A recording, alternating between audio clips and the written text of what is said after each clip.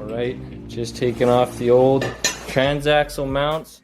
So this whole mounting plate, the whole back bumper, all just unbolts right off the back of the frame. So we're left with just a huge chunk of C-channel essentially as a frame.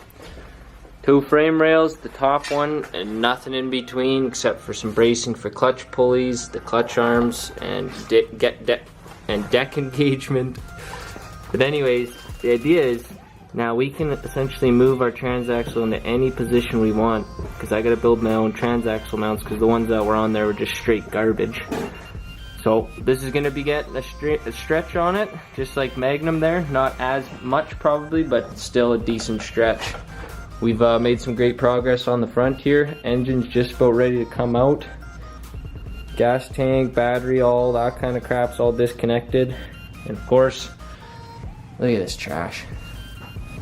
First rendition of the skid plate on a, I think it's a Peerless 814. No, I don't even know. It's a Peerless something in the 800 series, I believe. But it's 3/4 inch and it's just trash.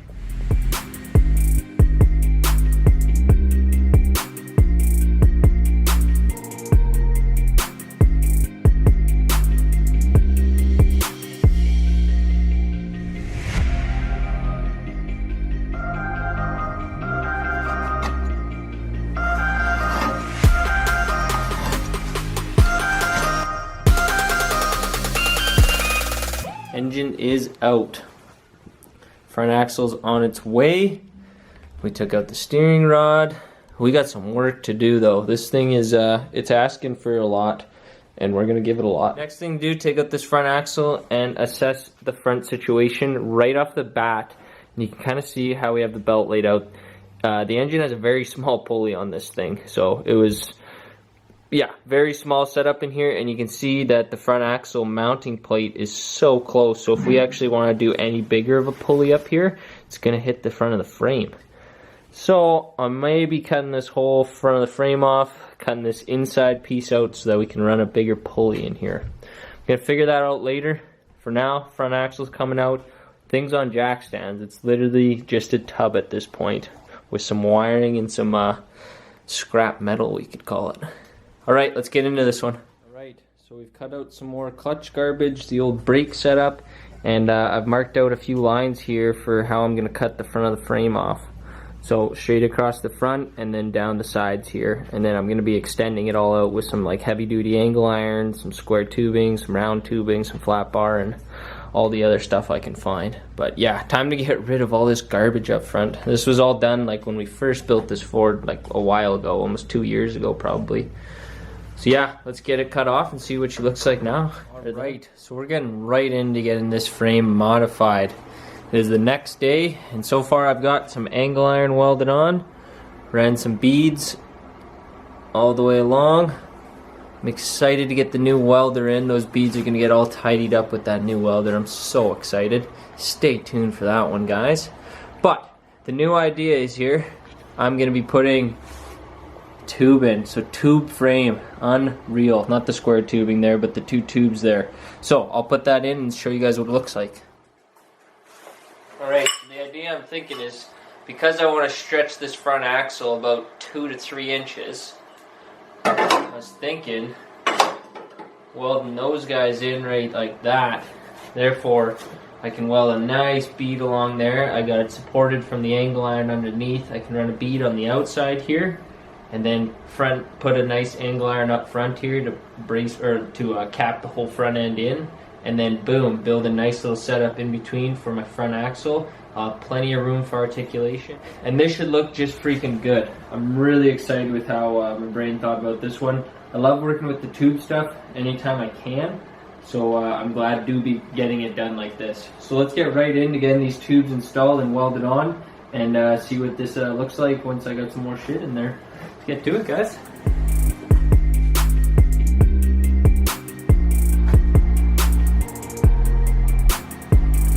Decent.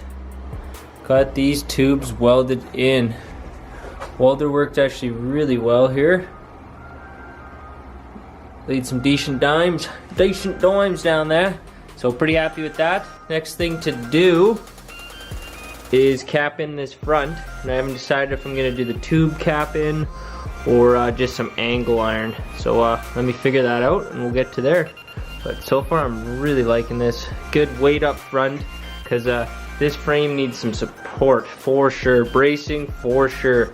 It's only connected up at these two front parts, and I had cut this out originally for steering clearance, so I'll be plating that back in.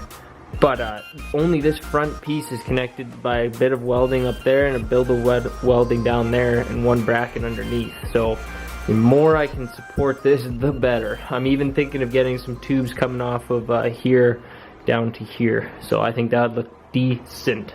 But anyways, wow. Woo-wee! Okay, let's get on to the next thing and get her going.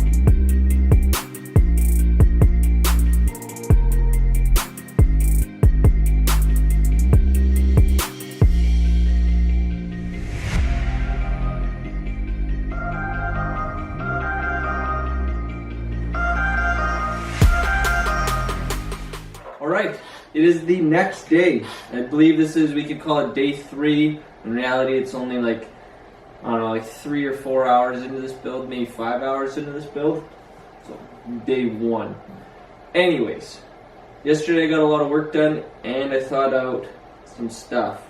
Now you guys have been asking for this on a mower and I just haven't had the time to do it. I still don't have the time to do it, but I'm gonna do it. So let's get right into what I'm talking about, and let's talk about how we link the front end of a mower. Let's get into it. So essentially I came up with the idea with having the issue of I want some flex, but I want this center articulation spot to be pretty high up in the frame. And if I wanted that, I would have to add on a center articulation spot onto the axle, which I've done. You can do it, it's totally fine. I'm just kind of, I've done that a lot this year, so let's change it up. So, I'm thinking I can add in a Wishbone 3-link system into the front of this mower. Now if you don't know what that is, I'll explain it on some paperwork once I go over the parts here. But first let me just explain how it's going to work. There's going to be 2 bottom parallel links that go to the bottom of the front axle that run in parallel to each other that will go up to the frame. Then there'll be 1 Wishbone top link that will get 1 link connected to the center of the top of the front axle, and then it will go into a Wishbone that will create 2 tubes out the side that will connect onto the top of the inside of the frame. Therefore, I'll be able to flex, and the whole axle will be able to compress up and down, and I won't have to worry about the center articulation spot having all the front forces of the mower. Having the parallel beams will just make it so this axle can't move at all. Plus, totally different. I'm going to have to build some custom suspension for this, some shocks and whatnot, but it's going to be awesome. So let's get into a little bit of the paperwork of this, and I'll show you the design I'm thinking of. Let's get right to that. Whew. I'm going to show you guys what I just picked up from Princess Auto, and I made a few parts, and I got a couple parts pulled off the shelf. So let's get into that, and then I'll show you guys exactly what I mean on a little paper drawing, just like the olden days. If you watch the first couple YouTube videos back then. Alright, let's get into it. So, I went and purchased some rod ends and some heim joints. Now, this is all going to make sense why I'm using these certain components for this little setup. But, for example, these are only about 10 bucks a piece, or like 8 bucks a piece, and these are like 15 to 20. And then I went ahead and made just some little bracketry so I can hook up the links, and then I got my DOM tubing. I wish I didn't leave this one out and it rust, but whatever, I'll have to do an extra bit of work to clean that up. Anyways, so full link setup to that axle, somehow onto that tube frame. Let's get right into it. I'm going to show you guys some drawings of what I'm thinking, and then we can go over exactly how this is all going to get put together once I start building some parts and laying out some parts. This is going to be quite the build. You guys have been asking for it. You guys wanted to see it. I'm going to give it to you. Plus, I want to see how it performs off-road. It'll be cool to have the whole front axle actually compress up and down, not just be able to flex back and forth. It'll be interesting to see that design feature out on the trails. Let's get right into it, guys. Okay, so let's go over some things here on my poorly drawn drawing. So, this is the engine plate. This is where you bolt the engine in, 4 bolts, pulley hole, and the frame rails. These are the 2 tubes I have sticking out the front. This is the front axle, and of course we have our parallel beams and the wishbone. Alright, so the idea is I'm going to have one spot that connects to the top of the front of the axle, and then it will have a wishbone link that has two tubes going out that will parallel to the frame. That will have two rod ends on these ends, and then it will have a heim joint on the actual front axle. Along with that, on the bottom side of the axle, or lower side of the axle, I'll have two parallel beams that run.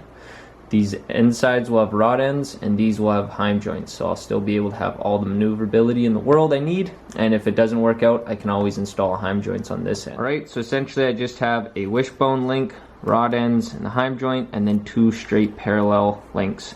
And then that will all connect up to the front axle on this side, and the frame on this side. Alright, so it's going to be lots of geometry to get everything set up right, but it's exactly what you guys asked for. This isn't a 4-link system, it's very close, it gives you the same end results. Now, a lot of this kind of suspension is on vehicles. For lowered trucks, this is how you keep your rear axle straight. For rear axle on rock crawlers, you can use this setup as well. I never really see it on front axles, but we can't do this to our rear axle because we have a trans axle. Therefore, let's do it on the front. Anyways, this is going to be sweet. One day we will 4-link a mower, so stay tuned for that kind of stuff. For now, let's get into a 3-link setup on this beautiful Ford mower. Let's do it. Alright, so I'm just finishing up doing some lathing here on my first piece. So, the rod end needed to be laid down because it was too big to fit into my tubing that I want to use. I want to use 1-inch tubing, DOM tubing, and the inside diameter of that is 0.8. So, laid that down so that I can do this kind of fit into the tubing here. Beautiful snug fit. I can just put that in all the way. Nice little gap around the top there. Beautiful weld. So I'm going to do that to one more here. And the first piece we're building is actually the wishbone. So I have one chunk of tube here. I'm going to put a couple bends in it with the Rogue Fab bender. These will go onto the frame. And then I'll put the heim joint at the back end there that goes onto the axle. So let's get making some more pieces, guys. Alright, so big thanks to the Rogue Fab bender for bending up some perfect tubes as always. So as you guys can see, we're starting to get this wishbone built up. So I just got to figure out how I'd like to connect this heim joint to my tubes and actually get it in the frame. But damn, that's going to be sweet up in there. I think this is going to be a really sweet setup. I think I'm going to have the flex I want and the cool factor that we need. Alright, let's get to it. Right, so I used a chunk of ready rod to make a little jig to make this all easier to weld. I just got to figure out now how to attach the heim joint to the tube. But other than that, that's pretty decent. I'm going to add in the custom little touches on these little holes here. You'll see that in a moment. And then I just got to weld up these bungs. And wow, we're cooking with fire now, everybody. Oh, do I ever love making things look cool. Alright, so the tricky part out of all this, there is a nut. There is a bolt that is welded under all this stuff. This is a bolt inside of this tube. I had to notch this out that goes up through the heim joint so the heim joint can still pivot. And then this is another big nut, and I laid the inside of it to go perfectly to the outside of this guy once I've laid the heim joint down. So now this can slide into here. This can be replaced if ever broken, and it can still pivot because the front axle still needs to go. That can still all move. Now, the next thing I'm doing is adding a little bit of custom, and it's going to go right on the end. You guys will see in a minute, and then we'll get this thing hopefully installed on the mower somewhere, start looking at frame mounts and stuff. Oh, I'm loving it. Check it out. Alright, so just finished lathing up these pieces. Let's go over where they go. I think you guys will get it by now. Boom. Alright, so all in, we're looking at that. Those were just little weld-in bungs. I pressed them in. I just got to finish welding them. But holy, check that out. I am absolutely in love with this. This was just an idea this morning, and then to actually put it into real life. Alright, I thought I'd go over what I am getting at here. So, I need to mount this guy somewhere in the frame. Now, as you can probably see by this guy right there, and this little jig that I have built. Now I have just this ready rod jig in here so that I can weld this angle iron nice and straight to the frame. So that will be nice and decent. But the idea is to have 2 hangers inside the frame, and then boom. Okay, so let me get that stuff welded in, and then we will see what this tube does. But I'm really liking this. It'll be all out of the way of the belt. As you can see, the belt just on the inside of this guy, and then with this one it'll have even more room. So lots of room. Unreal. Super excited about this. Just loving how it's coming together. And I'm really just excited to see if it'll work. That's a big one. I mean, geometry is geometry. It'll work or it won't. So let's get into it. Let's get it done. So very nice fluid motion. Super happy with that. Next thing to do is get that front mount for the axle made so that we can actually get the axle bolted on and see how she works. So let's get to there. Let's get it done. Right, so we got to figure it out. I actually changed up my plans to make it easier on myself. So I just welded an M12 by 50 onto the top. I started with just welding the bolt head onto here. I heated this up. It was like 400 some 500 degrees. It was freaking toasty. Sat there with the torch, heated that up, welded the bolt on, and then I ran this thick ash washer on here and then inlaid the weld up to meet the washer. So I have a full double layer of bead there. So I'm not too worried about that. If anything, I'm over at my dad's, I might just run another welded bead on the sides here just with the really nice welder. But I'm not worried about that. So, super easy solution. All I have to do is mount up a heim joint into there, build a couple spacers, and put this on the actual mower and see what she does. So let's get there, boys. Check it out. So, just barely held in there right now. But, damn. This is gonna be freaking cool.